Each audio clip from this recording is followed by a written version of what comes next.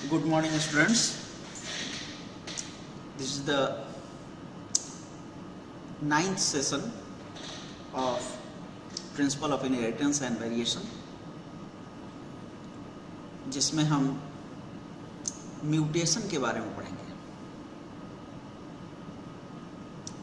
Mutation start करने के पहले एक बार फिर से हम आपको बोल दें, आप word of biology 95 YouTube channel को सब्सक्राइब कीजिए ताकि आपको नोटिफिकेशन मिलती रहे समय से। और इसके अलावा जो है आप वर्ड ऑफ बायोलॉजी 95.wordpress.com को फॉलो कर सकते हैं।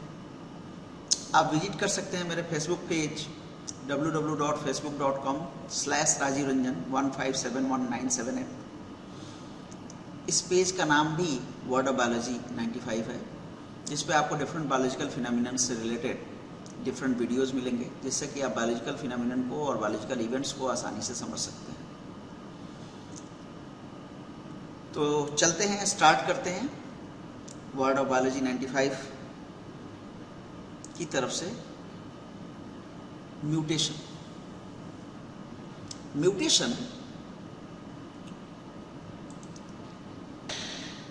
New sudden inheritable discontinuous variation.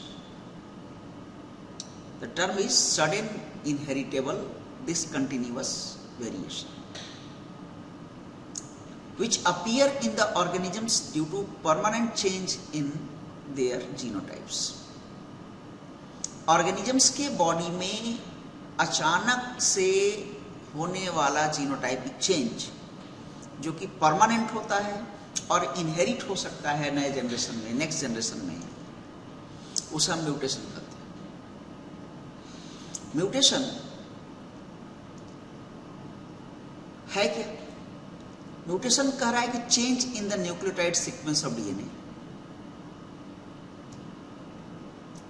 Nucleotide sequence, DNA के न्यूक्लियोटाइड सीक्वेंस में चेंज हो सकता है। ये गैमेट्स में जो है प्रोड्यूस हो सकता है, जिसके कारण कि वो नए जनरेशन में जो है कैरी आउट होगा।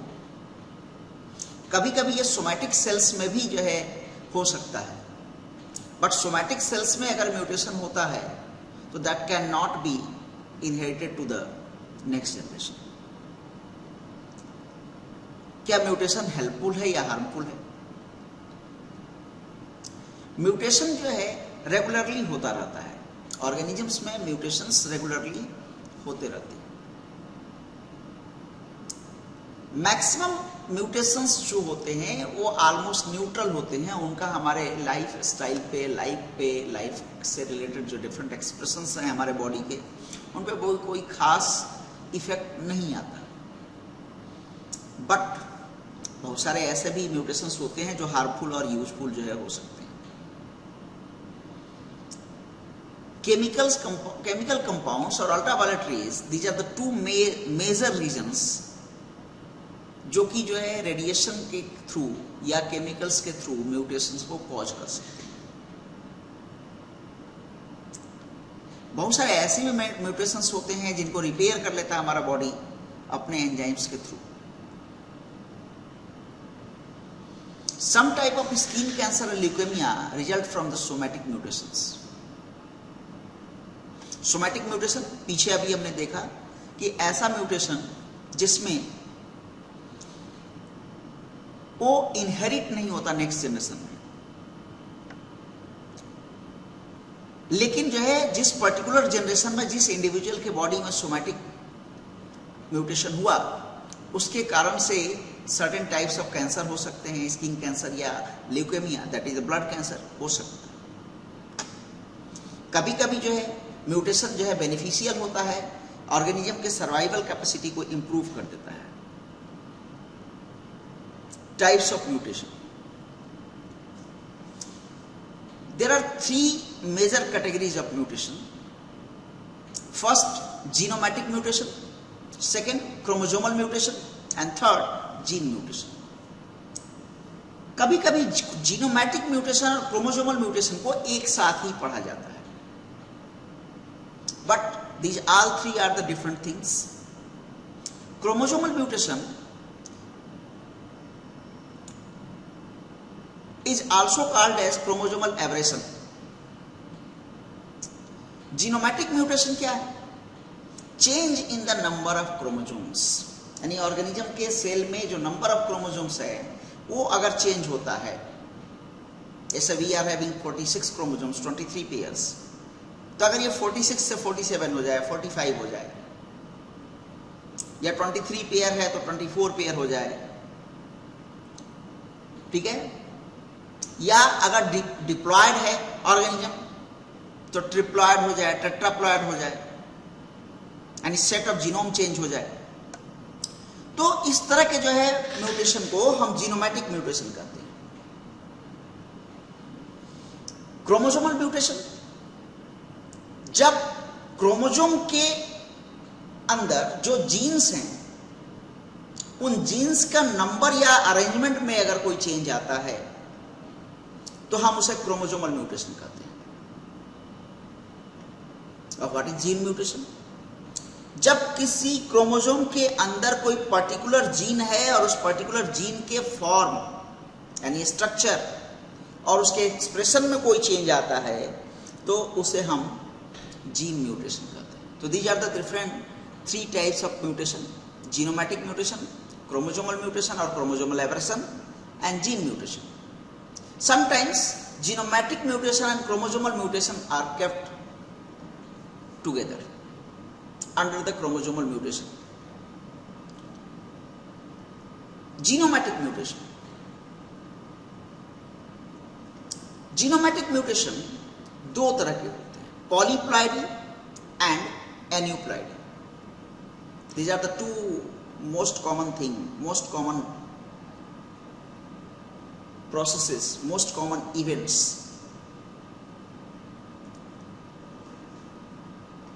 Polyploidy and aneuploidy. Polyploidy. More than 2 sets of genome in the cell of organism. If in the cell of organism more than 2 sets of genomes are found, then this condition is called as polyploidy. Usually हमारे body के sales में 2n यानी 23 pairs of chromosomes पाए जाते हैं. Suppose that, जैसे मान लो कि कोई पर्टिकुलर प्लांट है और उस पर्टिकुलर प्लांट में 4 पेयर ऑफ क्रोमोसोम्स पाए जाते हैं. इट मीन्स उनके पास 2 सेट ऑफ क्रोमोसोम्स हैं, 2 सेट ऑफ जीनोम्स हैं. डिप्लॉयमेंट्स 2 सेट्स ऑफ जीनोम और 2 sets of chromosomes are form, 2 genomes. लेकिन अगर उस 2 जीनोम के अलावा एक तीसरा जीनोम आ जाए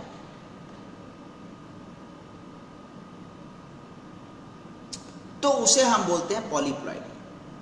जैसे 2n जनरली होता है डिप्लॉयड ऑर्गेनिजम्स के लिए. अगर ट्रिप्लॉयड हो जाए या I is left during the typing, तो ट्रिप्लॉयड हो जाए तो इट विल बी 3n. अगर 4n हो जाए यानी 4 सेट्स ऑफ जीनोम हो जाए, 4 सेट्स ऑफ क्रोमोसोम्स हो जाए, टेट्राप्लॉयड हो जाएगा. 5 सेट्स हो जाए, पेंटाप्लॉयड हो जाएगा. ये तो हुआ कि पॉलीप्लॉइड्स हैं क्या. पॉलीप्लॉइड्स की खास बात होती है कि अगर पॉलीप्लॉइड्स के पास ऑड नंबर ऑफ जीनोम्स हैं, odd number of genomes means 3n, 5n, 7n. Usually 3n और 5n, 7n बहुत ही रेयर होते हैं. तो अगर ऑड नंबर ऑफ जीनोम है किसी पॉलीप्लॉइड में तो वो सेक्सुअली स्टेराइल होता है. क्यों सेक्सुअली स्टेराइल होता है? क्योंकि वो सिनेप्सिस का फॉर्मेशन नहीं कर पाएगा. अभी क्रॉसिंग ओवर में हमने देखा था कि सिनेप्सिस फॉर्मेशन होता था bivalent condition, when the homologous chromosomes are coming together in the parallel arrangement, then this condition is called as synapsis. तो अगर जो है ऑड नंबर होगा तो सिनेप्सिस फॉर्मेशन नहीं हो पाता. और ऐसे ऑर्गेनिजम्स जो होते हैं वो यूजुअली वेजिटेटिव प्रोपेगेशन के थ्रू जो है रिप्रोड्यूस करते हैं. यूजुअली पॉलीप्लॉइडी प्लांट्स में पाया जाता है. और पॉलीप्लॉइडी 3 तरह के होते हैं. First is ऑटोपॉलीप्लॉइडी. ऑटोपॉलीप्लॉइडी का मतलब ये हुआ कि सेम जीनोम जो है मोर देन 2 सेट होगा. Numerical increase of same genome. जैसे here A is genome AAA, here it is 3N, AAAA 4N, यानी सेम जीनोम जो है का न्यूमेरिकल इंक्रीज हो रहा है। ऐसा पाया जाता है मेज, राइस, ग्राम वगैरह में। Second thing, alloploidy. Allopolyploidy developed through hybrids, यानी हाइब्रिडाइजेशन होता है between the two species followed by doubling of chromosomes. अगर दो अलग अलग स्पीसीज के जो है ऑर्गेनिजम्स के बीच में जो है हाइब्रिडाइजेशन होता है, तब जो है एलोपॉलीप्लाइडी होने के चांसेस जो है बढ़ते हैं। देखो यहां पे, हियर A and A, ये डिप्लॉयड सेट हुआ सेम जीनोम का, और B and B ये क्या हो गया, डिप्लॉयड सेट हो गया दूसरे जीनोम का। And two different types of genome are combined together. तो जब जीनोम अलग अलग तरह के होंगे, अलग अलग तरह के तभी होंगे जब स्पीसीज अलग अलग होगा, वरना एक स्पीसीज में सारे जीनोम एक जैसे होते। Wheat, American cotton, tobacco, these are the example of allopolyploidy. And the third category is auto allopolyploidy, जिसमें एक जीनोम जो है मोर देन जो है डिप्लॉयड स्टेट है, और इसके अलावा दूसरा जीनोम भी है।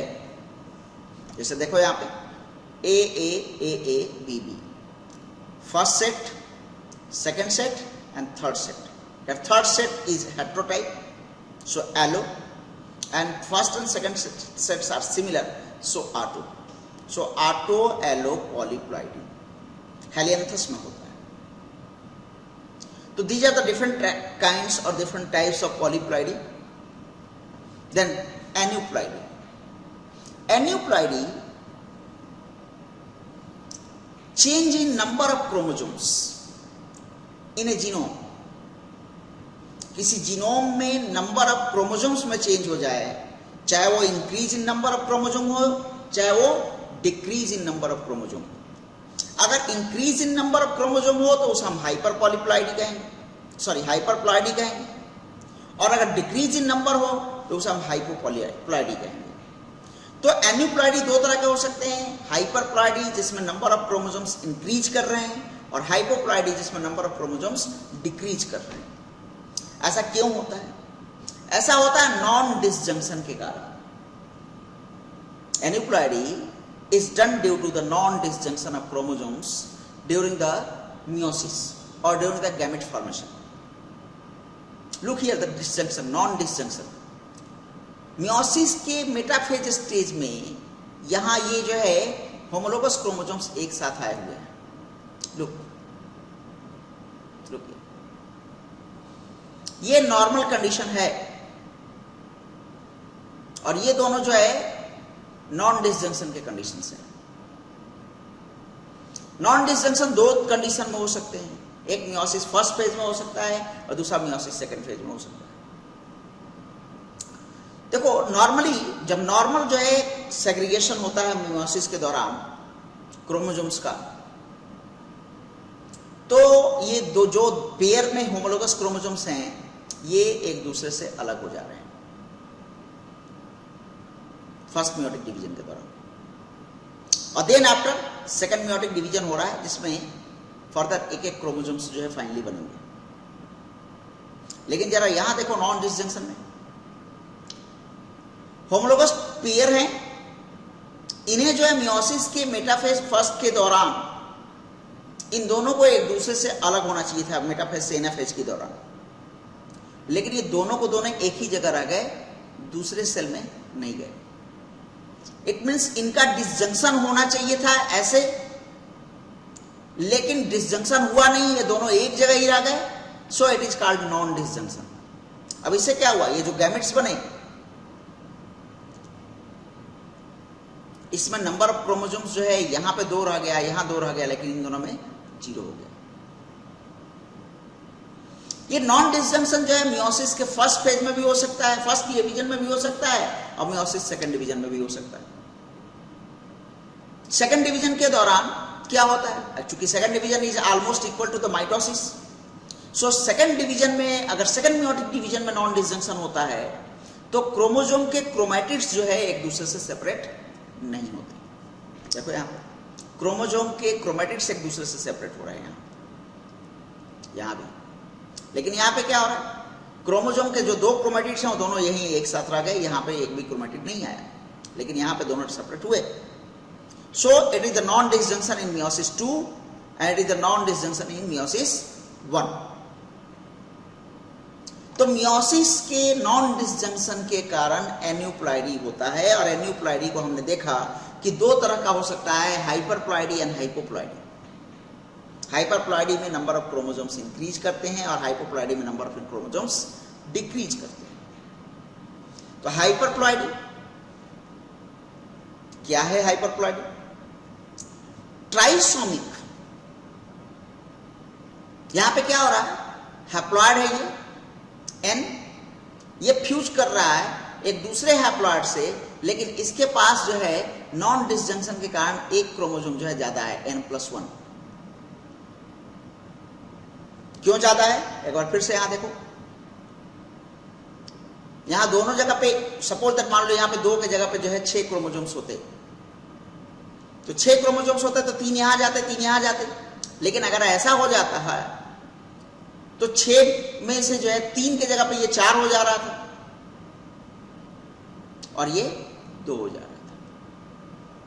ठीक है, तो यहां पे एक कम हो गया ना, और यहां एक ज्यादा हो गया। ठीक उसी तरह से यहां जो एक ज्यादा था वो एक नॉर्मल गैमेट के साथ फ्यूज किया, और जब नॉर्मल गैमेट के साथ फ्यूज किया तो ये 2n+1 का फॉर्मेशन किया। This is called trisomic. Trisomic के कई सारे एग्जांपल्स होते हैं। डाउन सिंड्रोम, जो कि 21st क्रोमोसोमल पेयर जो है 3 होते हैं, ट्राइसोमी। पटाउ सिंड्रोम, जो कि 30th जो है क्रोमोसोमल पेयर जो है 3 होते हैं। क्लाइनफेल्टर सिंड्रोम, जो कि X क्रोमोसोम जो है वहां पर जो है 3 हो जाते हैं। टेट्रासोमिक, जहां पर n+1 फ्यूज करता है n+1 के साथ, it is n+1 not I, that's make the 2n+2। ये यूजुअली ह्यूमन बीइंग में नहीं होता, एप्पल और पीयर में होता है। नेक्स्ट यहां देखो जरा हाइपरप्लॉइडी का एग्जांपल, जो डाउन सिंड्रोम, चूंकि हमें डाउन सिंड्रोम, क्लाइनफेल्टर सिंड्रोम और टर्नर सिंड्रोम पढ़ना है सिलेबस में, इसलिए हम इन्हें देख रहे हैं यहां पे। Look here the Down syndrome, neuro developmental syndrome named for John Langdon hidden down, who first described the physical and behavioral characteristic in 1862। Down syndrome के बारे में चूंकि JLH डाउन ने सबसे पहले 1862 में बताया था, इसीलिए इसे डाउन सिंड्रोम के नाम से जानते हैं।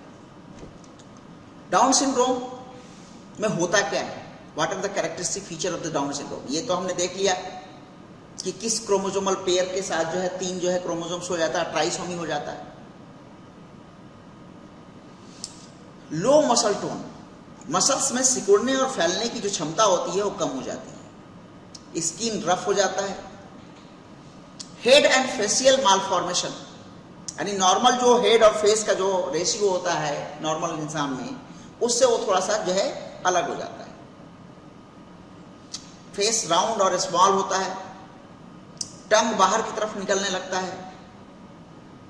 ठीक है, और इसके अलावा बॉडी के जो डिफरेंट पार्ट्स होते हैं वो भी एबनॉर्मल होने लगते हैं। मेंटल रिटार्डेशन हो जाता है, यानी जो मेंटल डेवलपमेंट है वो जो है नॉर्मल नहीं होता, वो स्लो हो जाता है। हार्ट मालफंक्शंस, हार्ट सही ढंग से वर्क नहीं करता। इन्फेक्शियस डिजीज के होने के रिस्क जो है बढ़ जाते हैं, और लाइफ स्पान जो है छोटा हो जाता है, यानी बहुत जल्दी जो है डेथ हो जाती है। तो these are the different characteristic features of the Down syndrome. Down syndrome की ट्राइसोमी देखो यहां पे, it is the 21st chromosome, homologous chromosomal pair, but जो पेयर के जगह पे यहां पे क्या है, 3 क्रोमोसोम्स आ रहे हैं। सो it is a trisomy. Turner syndrome, actually Turner syndrome is monosomic condition, जिसे थोड़ा सा अगर हम आगे अभी हाइपोप्लॉइडी देखेंगे तो वहां पे एग्जांपल से समझाएंगे। तीनों को हमने यहां एक साथ ले लिया था और टर्नर सिंड्रोम पे बाद में आते हैं, पहले क्लाइनफेल्टर सिंड्रोम पे आते हैं। क्लाइनफेल्टर सिंड्रोम कैरियोटाइप जो होता है XXY हो सकता है, ठीक है, XXX हो सकता है, ये दोनों हो सकते हैं। यार it is the karyotype of the Klinefelter syndrome, it is a trisomic sex chromosome. या तो ये XX के साथ X हो सकता है या XX के साथ जो है Y हो सकता है। तो इट शुड बी XXX और it should be XXY। And total 47 chromosomes हैं और ये भी जो है एक ट्राइसोमिक कंडीशन है जो कि नॉन डिसजंक्शन के कारण होता है। यूजुअली नियर अबाउट 1100 बर्थ पे एक जो है क्लाइनफेल्टर सिंड्रोम जो है प्रोड्यूस होता है। जेनेटिक कंडीशन है जिसमें कि जो है एक extra copy of X chromosome जो है हमें मिल रहा है। Why we are calling only extra copy of X chromosome? Why we are not calling the extra chromosome of Y? अगर सपोज दैट यहाँ पे XXX है तो एक X एक्स्ट्रा है, अगर सपोज दैट यहाँ पे XXY है तब भी यहाँ पे एक X ही एक्स्ट्रा है, क्योंकि XY will be the normal. Rarely more extreme forms of Klinefelter syndrome occur where the patient number has 48. कभी कभी ऐसा भी हो जाता है कि 48 और 49 क्रोमोसोम हो जाएं, तो ट्राइसोमिक की जगह पे जो है टेट्रासोमिक हो सकता है, पेंटासोमिक हो सकता है, ट्रिपल XY, 4 टाइम XY, ऐसा भी हो सकता है क्लाइनफेल्टर सिंड्रोम में। बट ये तब होता है जब कई जनरेशन तक जो है इस तरह के नॉन डिसजंक्शन जो है चलते हैं। क्लाइनफेल्टर सिंड्रोम जनरली जो है रिटार्डेड होते हैं। क्लाइनफेल्टर सिंड्रोम से सफर करने वाले इंडिविजुअल जनरली रिटार्डेड होते हैं और क्लाइनफेल्टर सिंड्रोम के पेशेंट को जो है चाइल्डहुड में जो है हम नहीं डायग्नोज कर पाते। ये तभी डायग्नोज होते हैं जब ये एडल्टहुड में जाते हैं, क्योंकि क्लाइनफेल्टर सिंड्रोम वाले जो मैन हैं वो बहुत ही कम या बिल्कुल नहीं स्पर्म को प्रोड्यूस करते हैं।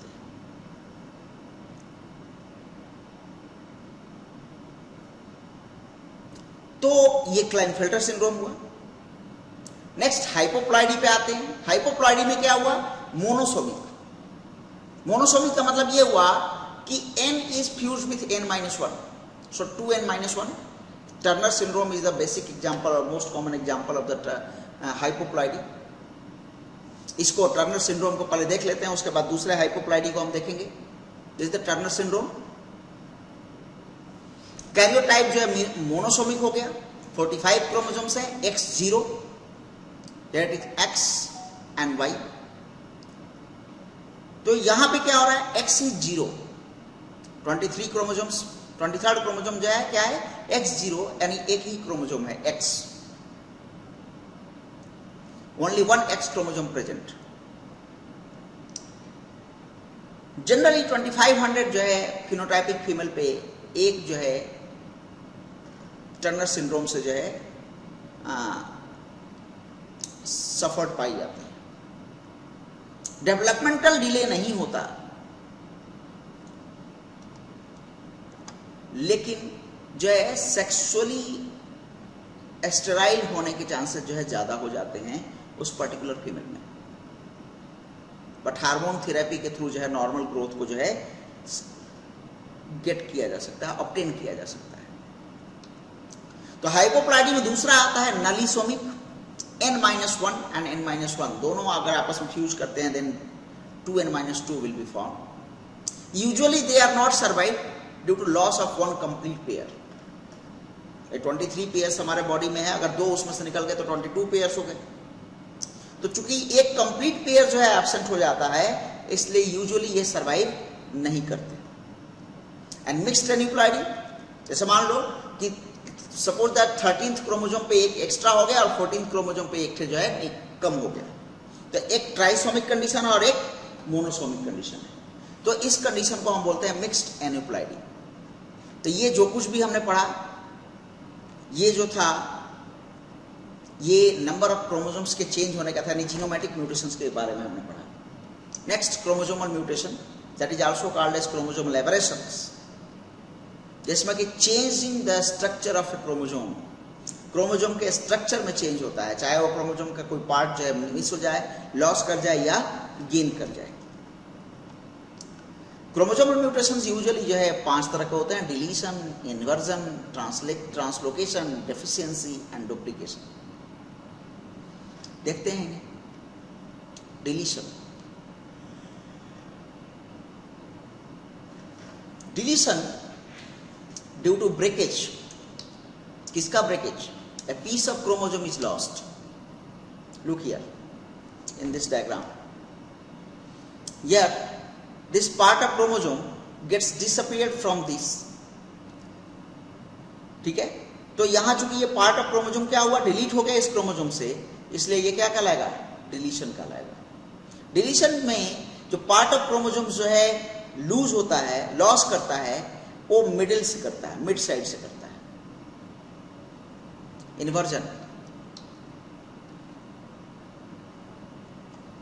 लुक, तो क्रोमोसोमल सेगमेंट जो है ब्रेक ऑफ करता है और उसका साइड चेंज हो जाता है। देखो ये रेड एंड ग्रीन है यहां पे। Now after breaking, green becomes at upper portion and red becomes at lower portion. Duplication occurs when a gene sequence is repeated. Duplication में क्या होता है? जब कोई पर्टिकुलर जीन जो है अपने आप को दोबारा रिपीट कर देता है। जैसे मान लो कि ABCD है, या इसी एग्जांपल से समझने की कोशिश करते हैं। दिस इज द सेगमेंट, और ये सेगमेंट जो है पूरा का पूरा यहां पे जो है रिपीट कर गया। इसके बाद तो जब जीन का सीक्वेंस जो है रिपीट करता है तो उसे हम बोलते हैं डुप्लीकेशन। डेफिशिएंसी, जब कोई टर्मिनल सेगमेंट जो है लॉस करता है तो उसे हम बोलते हैं डेफिशिएंसी। टर्मिनल सेक्शन का मतलब जो इंड है, उस इंड से जो है पार्ट जो है क्या हो, लॉस करे, चाहे जो है इनिशियल इंड पे हो, चाहे वो लास्ट इंड पे हो। ट्रांसलोकेशन, यूजुअली इसमें ऐसे क्रोमोसोम्स इन्वॉल्व होते हैं जो होमोलोगस आपस में नहीं होते और उन क्रोमोसोम्स के जो है पार्ट एक दूसरे के साथ जो है चेंज कर जाते हैं, तो इसे हम बोलते हैं ट्रांसलोकेशन।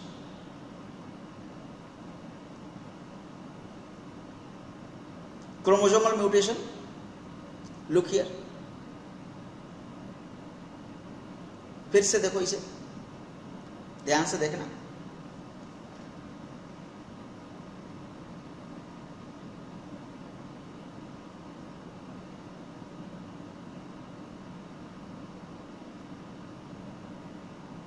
इसमें सब में अलग अलग जो है एग्जांपल दिखाया गया है।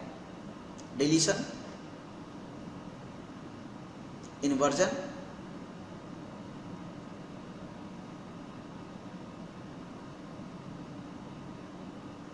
Duplication, these are the different types of chromosomal mutation. उसी चीज को यहां पर भी दिखाया गया है। Gene mutation, this is the third category of mutation. Change in the nucleotide sequence of gene, यानी जीन के जो है स्ट्रक्चर में चेंज आ रहा है तो उसे हम जीन म्यूटेशन कहते हैं। तो जीन के स्ट्रक्चर में चेंज आएगा तो जीन के एक्सप्रेशन में भी चेंज आएगा।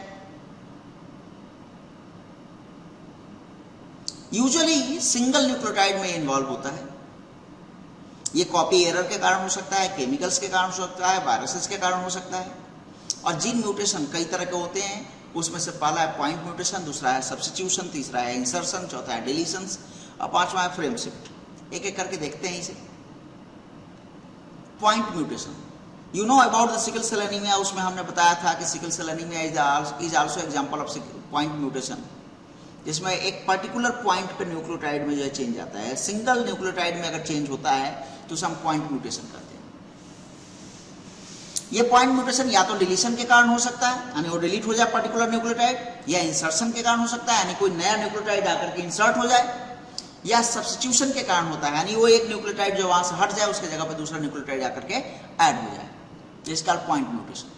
This is the example of sickle cell anemia. This is the shape of sickle cell RBC, and these are the normal RBCs. Second, frame shift mutation. या तो insertion हो रहा है या डिलीशन हो रहा है एक या एक से अधिक न्यूक्लियोटाइड्स का। कैसे? Change the reading frame. Reading frame जो है उसका चेंज कर जा रहा है। कैसे चेंज कर जा रहा है? जब रीडिंग फ्रेम जो है चेंज कर जाएगा तो प्रोटीन जो बनेगा वो भी चेंज कर जाएगा।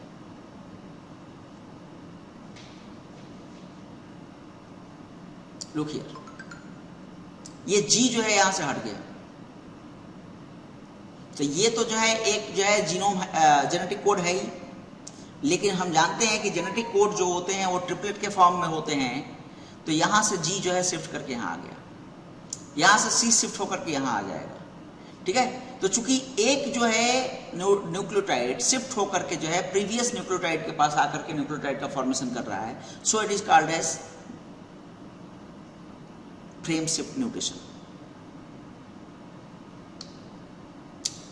तो these are the different kinds of the mutations, जिसमें डिलीशन हुआ, इंसर्शन हुआ, डुप्लीकेशन हुआ, फ्रेम शिफ्ट हुआ। तो ये पूरा का पूरा जो था वो आपके म्यूटेशन के बारे में था। नेक्स्ट टर्म पे जो है हम थोड़ा सा वेरिएशन कैसे होता है, किन किन जो है लेवल पे वेरिएशन हो सकता है, और इसके अलावा पेडिग्री एनालिसिस जो है नेक्स्ट सेशन में हम जो है देखेंगे। Thank you to all.